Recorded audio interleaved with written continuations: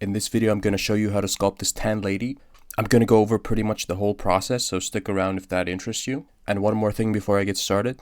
So this model is actually going to be made available on my Subscribestar. It's not up there yet, obviously, because it doesn't exist, but soon it will. If you want to play around with the model, or you like my work and you want to support me, consider heading over there in a couple of days when the model is going to be available. Okay, and with all that out of the way, let's get started with the face.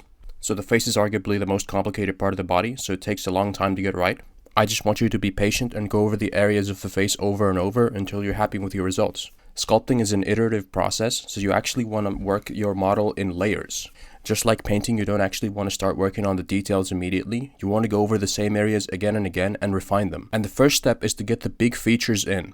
When it comes to the face, the first thing you should probably do is carve out the eye sockets. A lot of beginners underestimate how indented the eyes are on the face. Make sure that you look at your model from different angles to make sure that the proportions are right. So the obvious angles are the front view, the side view, and the 3/4 view. But also the worm's eye view is actually quite important. If you're a little bit lost with the proportions, you might even want to look at some references. I know a lot of people like to bring in the references into Blender and work from the references. Personally, I don't like doing that. I like looking at what's in front of my face and making adjustments on the fly. If you do use references, just be careful how you translate the reference to 3D. 2D art often does not make sense in 3D, so unless you're working from a technical sketch, you should only treat the reference as a loose reference. Okay, so let's get back to the sculpting. Once you have the basic shape of the head, it's time for the big features. So those would be the nose, the eyelids, and the lips. I guess there's the ears as well, but we don't talk about that. At this stage, I want you to focus on simple shapes.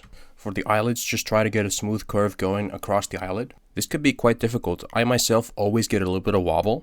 The best advice I can give here is just go over it over and over. And don't be afraid to start again if you really feel like you messed up.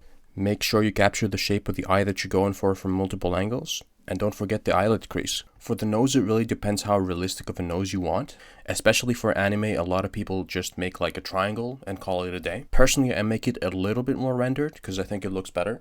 The key shapes of the nose to get right are the nostrils and the tip. My tip here is don't treat them like balls exactly, treat them like these shapes that have defined planes to them. Just in general, when it comes to sculpting, you should really be thinking about planes. When your shape doesn't have defined planes, it doesn't read well. Oftentimes what it means is that you yourself as an artist don't actually know what the shape is supposed to be like. Generally speaking, it's good to start with a design that's harsh with the planes, and then at the end you can even smooth out the planes if you really want to, but oftentimes it actually looks better if you have the planes, even in your final design. Feel free to get some inspiration from the planes I used on the nose, but don't feel obligated to use the exact same planes. Also, don't forget about the septum. Even though you might not care about it too much, I think it looks a little bit weird if it's completely absent. And yeah, the last thing is the lips. Now boy oh boy, I really wish I had some good tips for the lips. Just like with the eyelids, it's key to get a clean curve. This is the part I most struggle with because I can't really get a clean curve on the first try. It's also important to know what the basic shape of the lips is like. So roughly speaking, the top lip has like 3 masses to it. So it has the middle mass and the 2 side masses. And then the bottom lip has like these 2 masses. The bottom lip also tends to be a little bit thicker than the top lip, and it also tends to be further back, looking from the side view. Once again, if you're struggling, I think the only reasonable thing to do is to look at references. And that's pretty much it for the face apart from the ear. For the ear, I don't really have much to say. I'm not really an ear guy. I don't really know how to do ears properly. This character is not even really going to have her ears be visible, so it really doesn't matter here. But yeah, we have a lot to go over, so let's keep going to the body.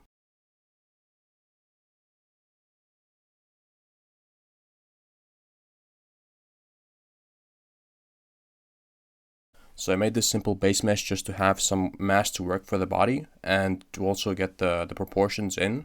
Okay, let's start from the top and work our way to the bottom.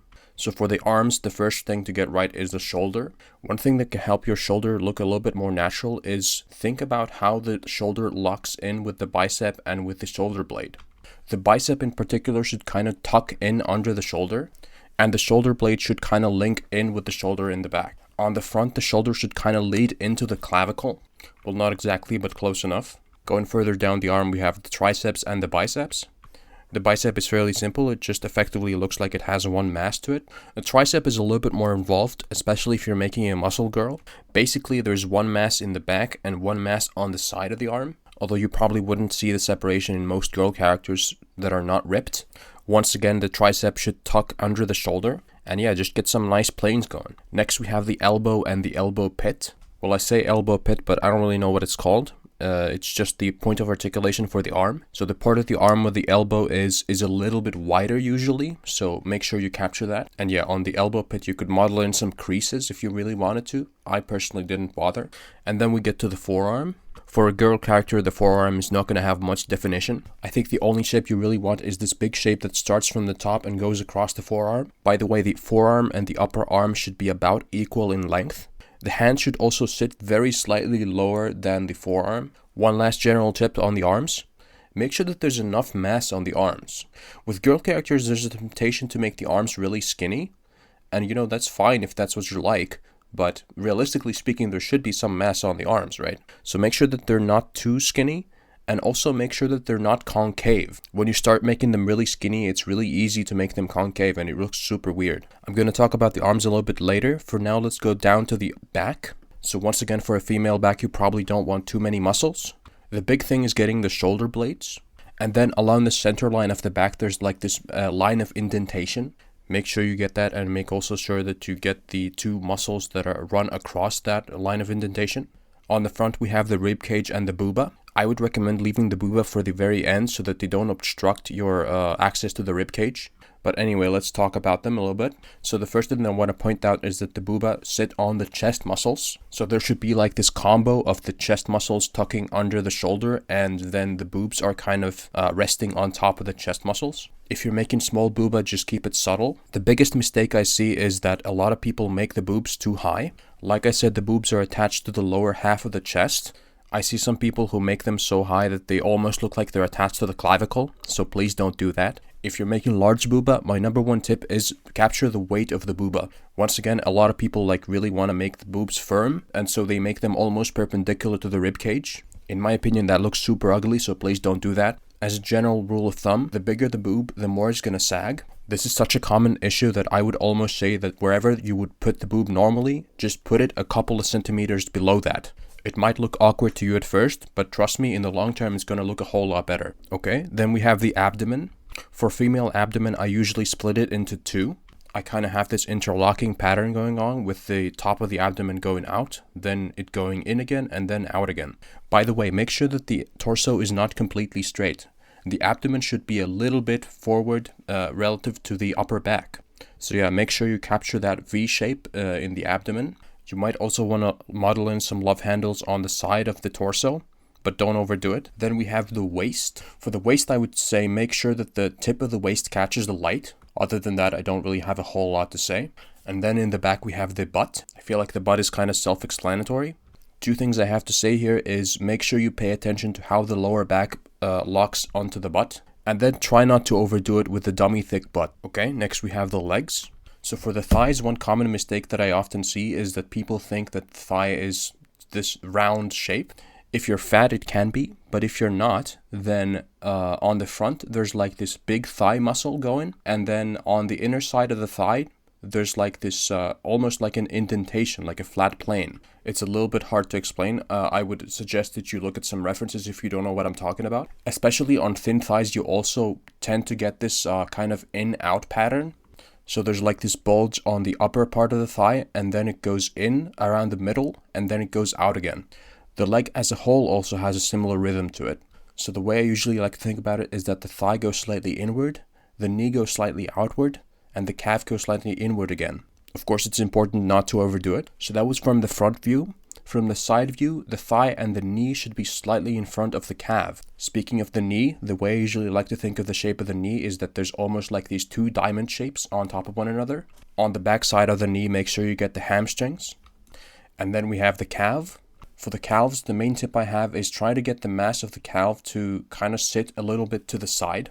You want the mass of the calf to follow the rhythm of the leg, as opposed to being completely centered, which looks very boring. On the front, make sure to get the shin bone. And yeah, that's pretty much it. Okay, at this point, let's go back and talk about the hand. One super common problem that beginners have with their hands is that they're flat. One reason for this is that the palm of the hand is naturally curved. So if you forget to curve it, then your hand is going to look flat. For the fingers, I would say two things. First is better too thick than too thin. I see a lot of people that make skinny fingers because they look more feminine, quote unquote, but then the fingers don't actually cover the palm, and that looks super ugly to me, so please don't do that. And the second thing I have to say about the fingers is make sure you get the knuckles. Once again, for female hands, many people will ignore the knuckles, but in my opinion, it adds some much needed realism. As for the palm side, there's a couple of masses that you should model in. Just below the fingers, there's this one mass that goes across the palm.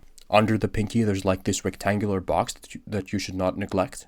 And then, of course, there's a big mass attached to the thumb. Since this is a sculpt, you might also want to model in some creases that you can maybe bake into a normal map later. Also, don't forget the tendons. The tendons should have a slight taper as they go across the palm. And yeah, that's pretty much all I have for the hand. The hand is also very difficult, so don't feel bad if you can't get it on your first try. By the way, if you're feeling lazy, one thing you can do to save time is to model only one finger and then duplicate it, scale it appropriately, and merge it to your hand with a Boolean modifier. You can also do that for the feet, which are the next thing that we need to discuss. So I never really know what to say about modeling feet. Frankly, I haven't modeled enough feet to have any insight on modeling feet. But let's see if I can say something semi-coherent. First thing I would like to remind you is that the toes are basically just fingers. Perhaps the number one problem I see in feet modeling is just this. So keep in mind that the toes are probably longer than you think, and also keep in mind that the toes have knuckles. My next tip is make sure you don't make the feet too flat. I'm not talking about the underside, by the way. I'm talking about the actual vertical height of the feet. And yeah, honestly, that's pretty much all I got. Well, I hope there was something helpful in this video for you. To be honest, I really struggled to make this video because I don't really know how to make a sculpting tutorial. Like, sculpting is just really raw anatomy when you get down to it. To make matters worse, I'm not really the best sculptor. But hey, I hope you got something out of this. Next time we're going to be doing the retopology. I honestly may not even do it on camera because I just don't really know what to say. Please let me know in the comments if you would actually like me to make the retopology video. And with that, I'll see you next time.